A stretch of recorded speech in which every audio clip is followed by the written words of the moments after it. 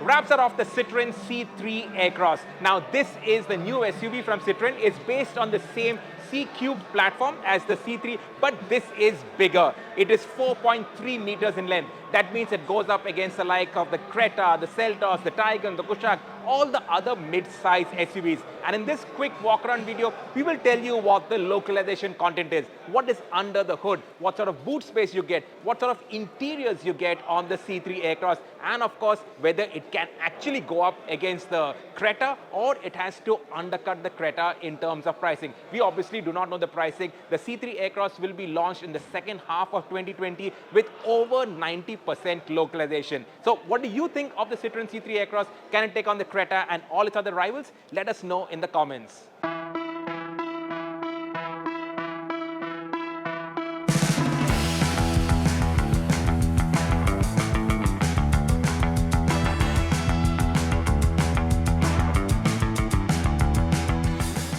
Another giveaway of where this will be priced at, you get normal halogen headlamps, not LED headlamps. You get these LED DRLs in that sort of X shape that Citroen is known for, but no LED indicators either. It's regular indicators, a regular fog lamp. You get 17-inch tires on the C3 Aircross, disc brakes on the front, drum brakes at the rear, no disc brakes at the rear. Whether they'll get ESP, no idea. Now this is something that you don't notice on a Creta class SUV. An exposed keyhole, and also the door handles. These are not those pull type door handles, rather these flip up ones, which again not very good in terms of quality. At least the perceived sense of quality, not there.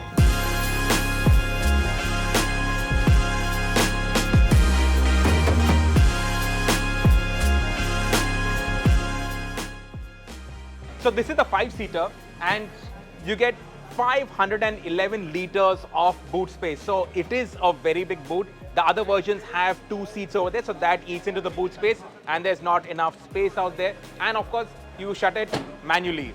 The wheelbase, that is 2,671 mm, which Citroen claims is the best in the class. Can it deliver on interior space? Let's jump in and find out.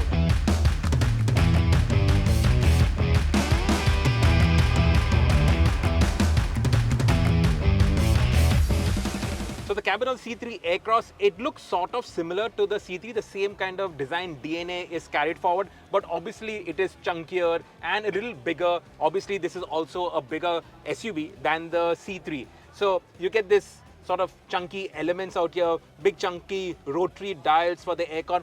This is not climate control, and that is an obvious giveaway of where this is going to be priced. This is definitely going to undercut the Creta. It should also undercut the likes of the Taigun and the Kushaq. There's no sunroof. Later on, if a sunroof might be added, no idea. Other cars in its class have panoramic sunroofs. Here, there is no sunroof. You get a small digital cluster. They haven't told us what the size of this cluster is, but I'm thinking probably around 5 inches.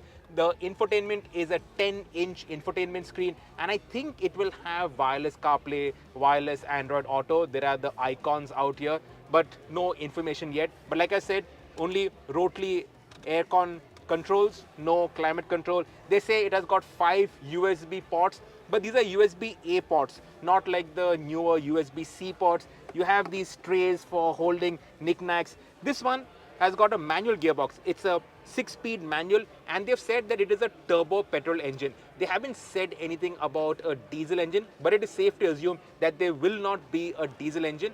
They've said that 90% localization has gone into the C3 Aircross. So obviously, because the diesel engine is not made in India, it will not have a diesel. I think this will also have an electrified version that will come next year. But again, that is an assumption. What's a nice touch is this armrest for the front seats. Other sign of cost cutting, you have your power window switches for the rear windows out here, just behind the handbrake lever. It's not on the doors. So manual gearbox, I think an automatic should come, but no idea. We don't have that much information.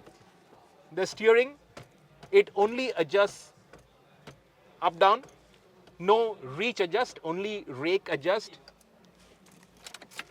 The key, this is the key out here. Again, no flip key.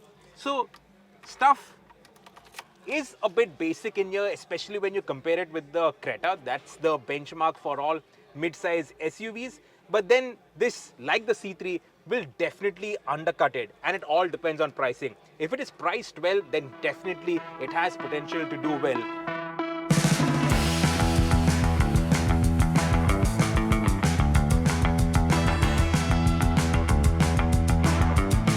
So Citroen make a lot of noise about the space, and in the second row there is plenty of space. There's some 3 inches of free knee room. The driver's seat is adjusted to a normal driving position. There is a lot of headroom, so it is very spacious in here.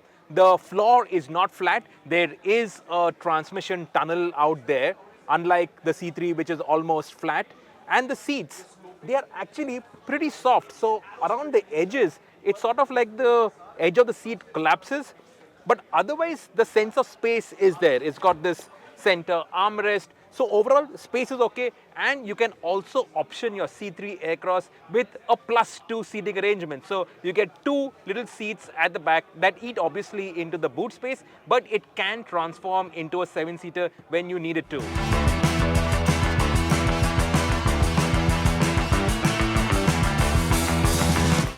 And of course, the big talking point, the third row of seats. Now, to get in,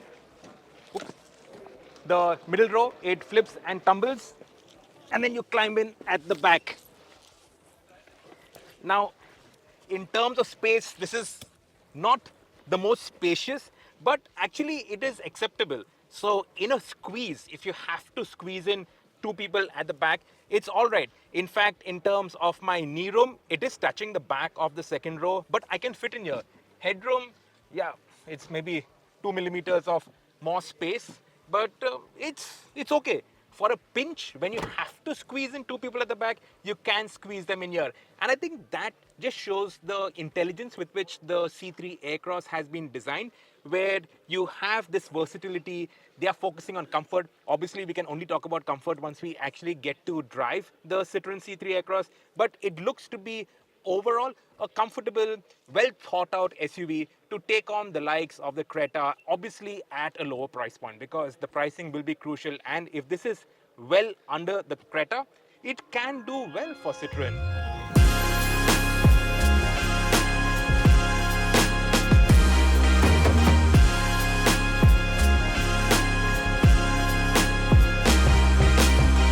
And the final piece of the puzzle, what engine will the C3 Aircross get? It is going to get the 1.2-liter turbo-petrol engine, the same as the C3, the turbo engine in the C3, and at the start, only a manual gearbox. It is a 6-speed manual gearbox, but no automatic when it will be launched. So only the 1.2 turbo-petrol engine. It will probably be in a higher state of tune compared to the C3, because this is going to be heavier. I don't think it will be more than 1,000, maybe 1,100 kilos. It is going to be a light car, so that 1.2 turbo petrol should be able to pull it. But considering what the class normally has, which is 1.5 turbo petrol engines, this might seem a little underpowered. Also, no automatic. And of course, there are visible signs that costs have been cut. But it is very obvious that this is going to undercut all those mid-size SUVs. So it will slot into that spot between a compact SUV and a mid-size SUV. What do you think the Citroen C3 Aircross should be priced at? Let us know in the comments below.